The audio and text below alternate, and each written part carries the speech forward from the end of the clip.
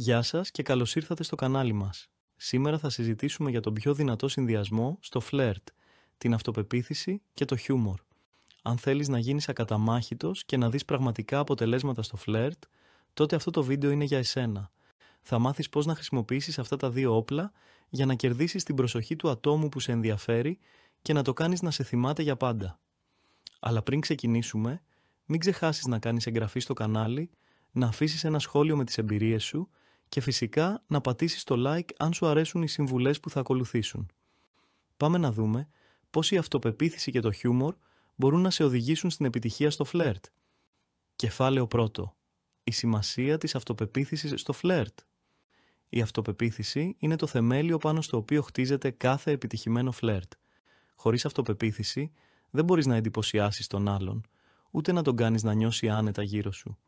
Όταν έχεις αυτοπεποίθηση, εκπέμπεις ενέργεια που τραβά την προσοχή των άλλων.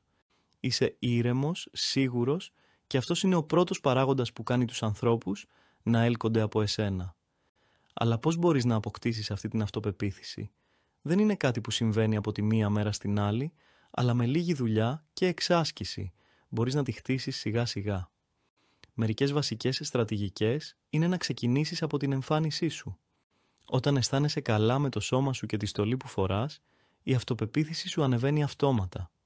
Επιπλέον, η στάση του σώματος παίζει επίσης μεγάλο ρόλο. Στάσου όρθιος, με τους ώμους πίσω και το κεφάλι ψηλά. Μην κοιτάς κάτω ή χαμηλώνεις τους ώμους σου, γιατί αυτό δείχνει αβεβαιότητα. Αντιθέτως, μια ανοιχτή και δυναμική στάση θα σε κάνει να φαίνεσαι πιο σίγουρος και ελκυστικός. Το δεύτερο βήμα για να χτίσεις αυτοπεποίθηση είναι να αποδεχτείς τον εαυτό σου όπως είσαι. Μην προσπαθείς να γίνεις κάποιος άλλος για να αρέσεις στους άλλους. Ο καλύτερος τρόπος να προσελκύσεις το άτομο που σε ενδιαφέρει είναι να είσαι αυθεντικός. Αν δείξεις αληθινό ενδιαφέρον για τον άλλον, χωρίς να προσπαθείς να εντυπωσιάσεις υπερβολικά, αυτό θα έχει σίγουρα θετικό αντίκτυπο. Κεφάλαιο 2. Χιούμορ. Το ισχυρό όπλο στο φλερτ. Όλοι αγαπάμε έναν άνθρωπο που μας κάνει να γελάμε και το χιούμορ μπορεί να είναι το πιο δυνατό σου όπλο στο φλερτ. Όταν χρησιμοποιείς το χιούμορ, δεν είναι μόνο ότι κάνεις τον άλλον να χαμογελάσει. Του δείχνεις επίσης ότι έχεις αυτοπεποίθηση, ότι δεν παίρνεις τον εαυτό σου πολύ σοβαρά και ότι έχεις την ικανότητα να απολαμβάνεις τη στιγμή. Ωστόσο, το χιούμορ στο φλερτ πρέπει να είναι προσεκτικό. Δεν πρέπει να γίνεσαι τόσο υπερβολικός ή να προσπαθείς να κάνεις αστεία συνεχώς. Το κλειδί είναι να βρεις τη σωστή ισορροπία και να κάνεις τον άλλον να γελάσει χωρίς να το γελιοποιήσεις. Πολλές φορές το πιο ισχυρό χιούμορ δεν είναι το κατευθείαν αστείο, αλλά το παιχνίδι με την κατάσταση, το να γελάς με τον εαυτό σου ή να κάνεις ελαφρές παρατηρήσεις για το τι συμβαίνει γύρω σας. Είναι επίσης πολύ σημαντικό να διαβάσεις τη γλώσσα του σώματος του άλλου. Αν παρατηρήσεις ότι το άτομο που φλερτάρεις φαίνεται να το απολαμβάνει, τότε συνέχισε. Αν όμως παρατηρήσεις ότι δεν ανταποκρίνεται, ίσως να χρειάζεται να αλλάξεις την προσέγγισή σου. Το καλό χιούμορ δεν αφορά μόνο τις ατάκες σου. Αφορά το πώς συμπεριφέρεσαι και πώς ανταποκρίνεσαι στις αντιδράσεις του άλλου. Αν βλέπεις ότι ο άλλος γελάει με το αστείο σου, είναι η στιγμή να συνεχίσεις να έχεις αυτή τη χαλαρή και διασκεδαστική διάθεση. Κεφάλαιο 3. Πώς συνδυάζεις την αυτοπεποίθηση με το χιούμορ?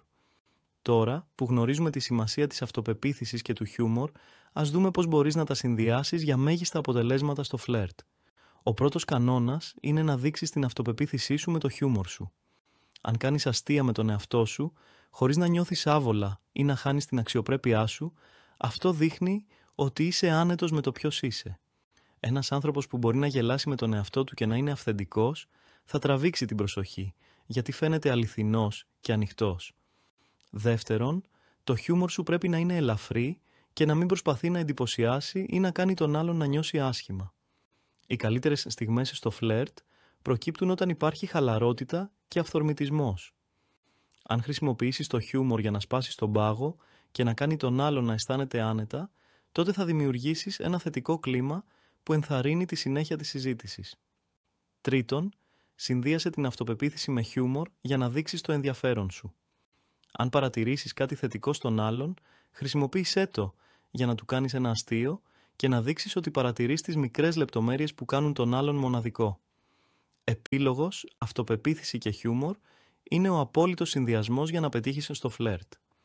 Αν καταφέρεις να είσαι αυθεντικός, να δείχνεις αυτοπεποίθηση και να έχεις την ικανότητα να κάνεις τον άλλον να γελάσει, τότε οι πιθανότητες να κερδίσεις την προσοχή του είναι μεγάλες. Έλληνες πατριώτες, μην ξεχνάτε να κάνετε εγγραφή με το καμπανάκι για να υμνήσετε την Ελλάδα και like το βίντεο για να κάνετε περήφανους τους προγόνους μας και να δείτε και κάποιο άλλο βίντεο για να στηρίξετε το project και την πατρίδα.